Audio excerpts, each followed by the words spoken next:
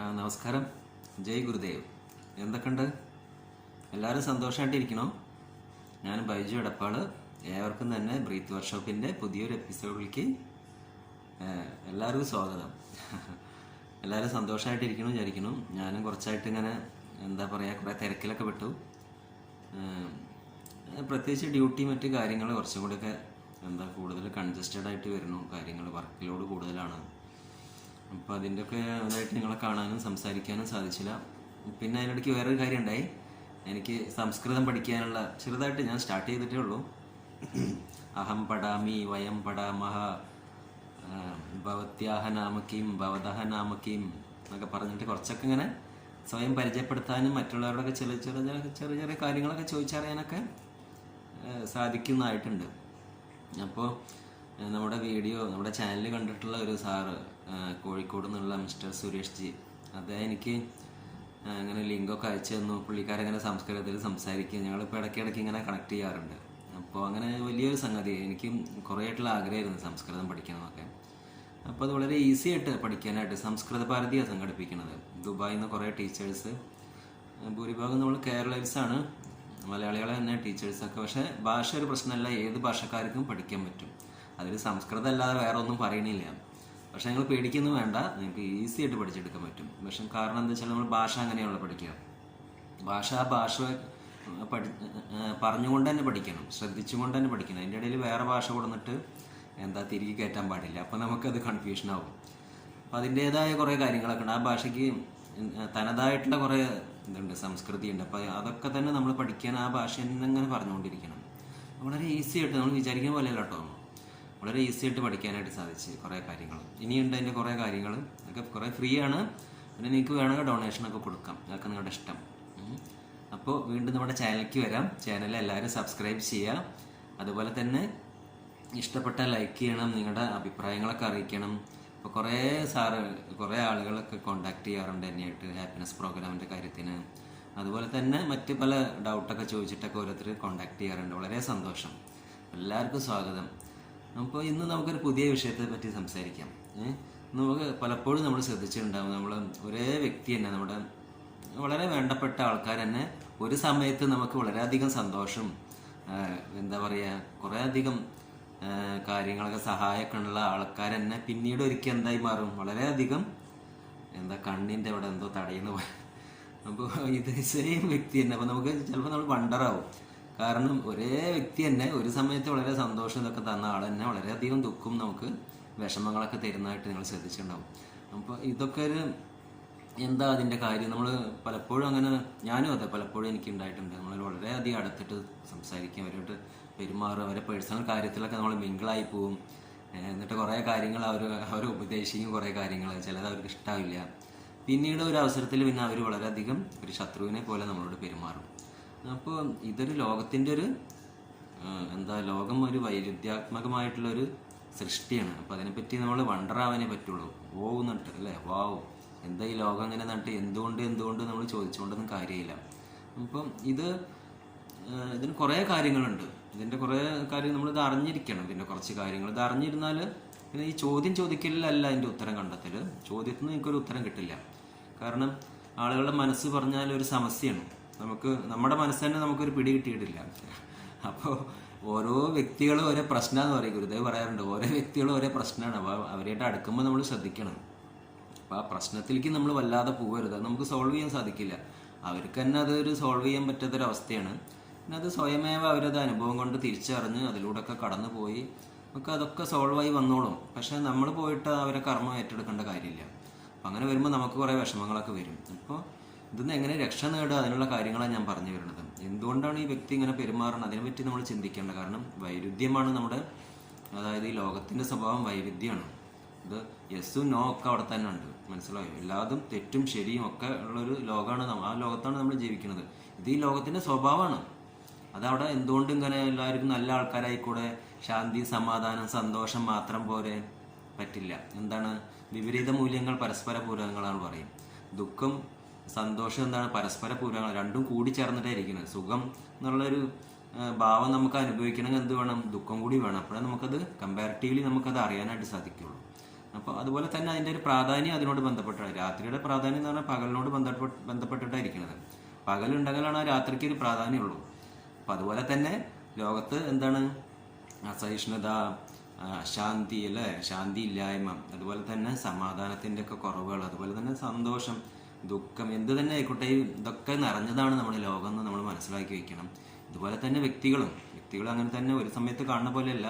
അവരുടെ മനസ്സ് തന്നെ ഗുരുദേവ് പറയുന്നത് 2.25 ദിവസം കൂടുമ്പോൾ അവരുടെ മനസ്സിൻ്റെ ഭാവം തന്നെ മാറിക്കൊണ്ടിരിക്കുകയാണ്.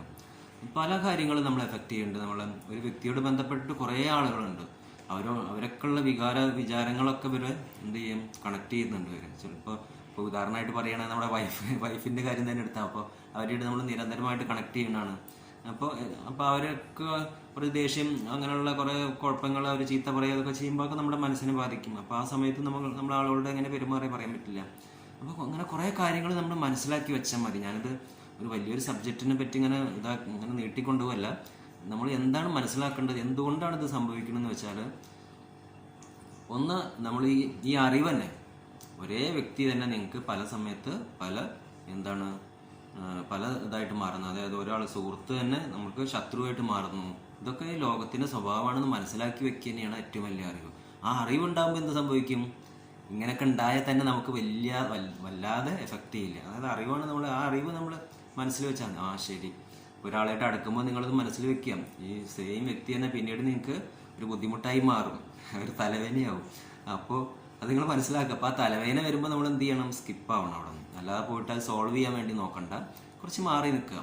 അപ്പോൾ അത് ഓട്ടോമാറ്റിക് അവരുടെ എന്തോ ബന്ധപ്പെട്ടുള്ള കാര്യം. അല്ല നമുക്ക് പലപ്പോഴും അങ്ങനെ തോന്നുന്നു, അയാൾക്ക് നമ്മളോട് എന്തോ ദേഷ്യമാണ്, അതാണ് ഇതാണെന്നൊക്കെ നമ്മൾ ചിന്തിച്ചിട്ട് ആകെ പ്രശ്നമാകും. പിന്നെ നമ്മൾ പോയി സോൾവ് ചെയ്യാൻ നോക്കും, എങ്ങനെ പോയി സംസാരിച്ചില്ല, അപ്പോൾ കൂടുതൽ പ്രശ്നമാകും. അപ്പോൾ അവർക്ക് അതിനൊരു കറക്റ്റായിട്ടൊരു മറുപടി പറയാൻ സാധിക്കില്ല. അങ്ങനെ പ്രശ്നം രൂക്ഷമായിട്ട് വരും. അപ്പോൾ അതിനൊന്നും നിൽക്കേണ്ട കാര്യമില്ല. നമുക്ക് സന്തോഷമുള്ള സമയത്ത് ആളുകളായിട്ട് അടുത്ത് പെരുമാറും, ഷെയർ ചെയ്യും സന്തോഷം. പക്ഷെ അവർ വിഷമങ്ങൾ ഇതൊക്കെ ഉണ്ടാകുമ്പോൾ അവരുടെ ഒരു കരുണാ മനോഭാവമാണ് വേണ്ടത്. അല്ലാതെ അതിൽ പോയി നിങ്ങൾക്ക് സോൾവ് ചെയ്യാനൊന്നും സാധിക്കും. എനിക്ക് അങ്ങനെ തോന്നണില്ല. നിങ്ങൾക്ക് അങ്ങനെ പോയിട്ട് ഒരു കാര്യം പറഞ്ഞാൽ അവർക്ക് അങ്ങനെ ഉൾക്കൊള്ളാൻ സാധിക്കുക ആ സമയത്ത്. കാരണം അവരുടെ മനസ്സ് ഭയങ്കരമായിട്ട് പ്രക്ഷുബ്ധമായിട്ടിരിക്കുന്ന സമയത്ത് അവരൊരിക്കലും ഒരു ഉത്തരം ആരുടെ നിന്ന് അങ്ങനെ പ്രതീക്ഷിക്കുന്നില്ല. അവരത് കേൾക്കില്ല. അവർ ചെവിയൊക്കെ അടഞ്ഞിരിക്കുകയാണ് ആ സമയത്ത്. മനസ്സിലായി? അപ്പോൾ ആ സമയത്ത് അവരുടെ ഒരു കരുണാ മനോഭാവം കാണിക്കുക. പിന്നെ അവർ പറയണതൊക്കെ കേൾക്കുക. അവർ ചീത്ത പറഞ്ഞാൽ കേട്ടോ, നിങ്ങൾ എന്തെങ്കിലും ഇൻസൾട്ട് ചെയ്തോ അത് കേട്ടോ, അതൊക്കെ നിങ്ങൾ സാധനം അതൊക്കെ ചെയ്യുമ്പോൾ നിങ്ങൾക്ക് വല്ലാതെ ഒരു ബുദ്ധിമുട്ടായിട്ട് വരില്ല. അപ്പം അതൊക്കെ ചെയ്യാം. പിന്നെ ആളുടെ കുറച്ച് വിട്ട് നിൽക്കുക, സ്കിപ്പാവുക, കുറച്ച് അങ്ങനെ പരസ്പരം കാണാതിരിക്കാനുള്ള ഒരു സാഹചര്യം സൃഷ്ടിക്കുക. അപ്പോൾ അങ്ങനെയൊക്കെ ചെയ്ത് കഴിഞ്ഞാൽ കുറച്ച് കഴിഞ്ഞാൽ പിന്നെ ആ സുഹൃത്ത് ബന്ധം നന്നായിട്ട് പോകും. അല്ലെങ്കിൽ എന്താ ഉണ്ടാവുക വെച്ചാൽ, ഇത്തരം സാഹചര്യം വരുമ്പോൾ നിങ്ങൾ അവിടെ സംസാരിച്ച് തീർക്കാനൊക്കെ പോയി കഴിഞ്ഞാൽ അത് വളരെ രൂക്ഷമായിട്ട് ആ സമയത്ത് നിങ്ങൾ ശ്രദ്ധിച്ചിട്ടുണ്ടാവും. നമ്മൾ സംസാരിച്ചിട്ട് നമ്മൾ പറഞ്ഞൊരു കാര്യം അവർ ആക്സെപ്റ്റ് ചെയ്യാൻ തയ്യാറായില്ല എന്ന് കണ്ടാൽ നമുക്ക് ഒരു വികാരപ്രകടനം, നമ്മൾ അവരെ പോലെ ആയി മാറും. കാരണം ദേഷ്യം ഇതൊക്കെ വന്നിട്ട് ആ സമയത്ത് നമ്മൾ പറയുന്നത്, ദേഷ്യം എന്ന് പറഞ്ഞാൽ നമ്മൾ ബോധത്തിൻ്റെ കുറവാണ്.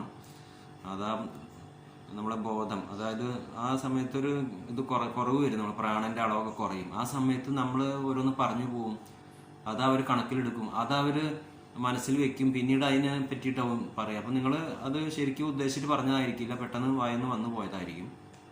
അപ്പോൾ ഭഗവത്ഗീതയിൽ പറയുന്നുണ്ട്, നിങ്ങൾ വായ അടച്ചു വെക്കും. എന്നോട് തന്നെ പറയണമെന്നാണ്, നീ വായ അടച്ചു വെക്കുക.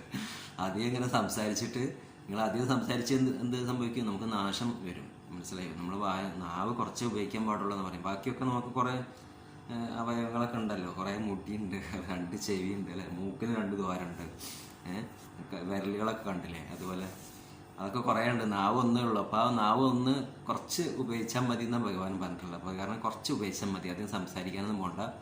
B silent. എല്ലാം സൈലൻറ്റിലൂടെ എന്നെ ഒരാൾ പഠിപ്പിച്ച പാടാണിത്. സൈലൻ്റായിട്ട് ഇരുന്ന് കഴിഞ്ഞാൽ എല്ലാം സോൾവ് ആയിക്കോളും. മനസ്സിലായി? നമ്മൾ ഈ സംസാരിച്ച് തീർക്കാനൊന്നും പോകണ്ട. അപ്പോൾ ഇതാണ് ഇന്നത്തെ പ്രഭാഷണം. എങ്ങനെയുണ്ട്? ഇഷ്ടമായോ? നിങ്ങളെല്ലാവരും ഇതുപോലെ ഫേസ് ചെയ്തിട്ടുണ്ടാവും. ഞാനും ഡെയിലി ഇതൊക്കെ ഫേസ് ചെയ്യുന്നതാണ്. എനിക്ക് വിഷമമൊക്കെ വരാറുണ്ട് കേട്ടോ. ഞാനങ്ങനെ ഇങ്ങനെ എക്സ്ട്രാ ഓർഡിനറി ആയിട്ടുള്ള ആളൊന്നുമല്ല. നിങ്ങളെപ്പോലെ തന്നെ ഒരു സാധാരണ ഒരു വ്യക്തിയാണ്. ഇതുപോലത്തെയൊക്കെ വിഷമങ്ങളും ദുഃഖങ്ങളൊക്കെ എനിക്കും വരാറുണ്ട്. പക്ഷെ അപ്പോഴൊക്കെ ഇടയ്ക്കൊക്കെ ഈ ഗുരുദേവൻ്റെ നോളജൊക്കെ എനിക്ക് വരും. അപ്പം ഇങ്ങനെ ഞാൻ അതിൽ ആശ്വാസം കണ്ടെത്തും. ശരി, ഇങ്ങനെയാണ്. പലരും വന്ന് ചോദിക്കാറുണ്ട്, അയാളെന്തെങ്ങനെ, ഇയാളെന്തെങ്ങനെ. യു ജസ്റ്റ് വണ്ടർ, അങ്ങനെ പറയാം അവരോട്. Just wonder. ഒരു അത്ഭുതപ്പെടാനേ നമുക്ക് സാധിക്കുള്ളൂ ഇതിലൊക്കെ. അങ്ങനെയാണ് ഈശ്വര സൃഷ്ടികളൊക്കെ. അപ്പോൾ എല്ലാവർക്കും നല്ലതായിട്ട് വരട്ടെ, നല്ല സന്തോഷം എല്ലാവരുടെ ജീവിതത്തിൽ ഉണ്ടാവട്ടെ. എല്ലാവരും തന്നെ സാധന, സേവ, സത്സംഗം എല്ലാം തന്നെ ചെയ്യണം. ആളുകളെ കൂടുതൽ പ്രോഗ്രാമിലേക്കൊക്കെ കൊണ്ടുവരണം. അതുപോലെ തന്നെ അവർക്ക് മറ്റുള്ളവരുടെ ജീവിതത്തിൽ എന്തെങ്കിലും ചെറിയൊരു കാര്യമായാലും മതി, ഒരു സന്തോഷം വരാനുള്ള കാര്യങ്ങളൊക്കെ ചെയ്യാം. പിന്നെ വിഷമങ്ങൾ ഇതൊക്കെ മറ്റുള്ളവരിൽ നിന്ന് വരുമ്പോൾ അതൊക്കെ ക്ഷമിക്കുക, വിഴുങ്ങുക. മനസ്സിലായോ? ഇതൊക്കെ ഒരു നല്ല കാര്യമാണ്. എന്താ പറയുക, ലോകഹിതം മമ കരണീയം, ലോകസേവ, ലോകത്തിന് വേണ്ടിയിട്ട് എന്തെങ്കിലും ചെയ്യാനായിട്ട് നമ്മൾ എപ്പോഴും ശ്രദ്ധിക്കുക.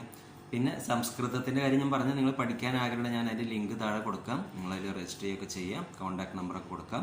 എന്നെ നിങ്ങൾക്ക് കോൺടാക്ട് ചെയ്യാം. ഞാൻ അതിൻ്റെ ലിങ്കൊക്കെ വരുമ്പോൾ നിങ്ങൾക്ക് അയച്ചു തരാം.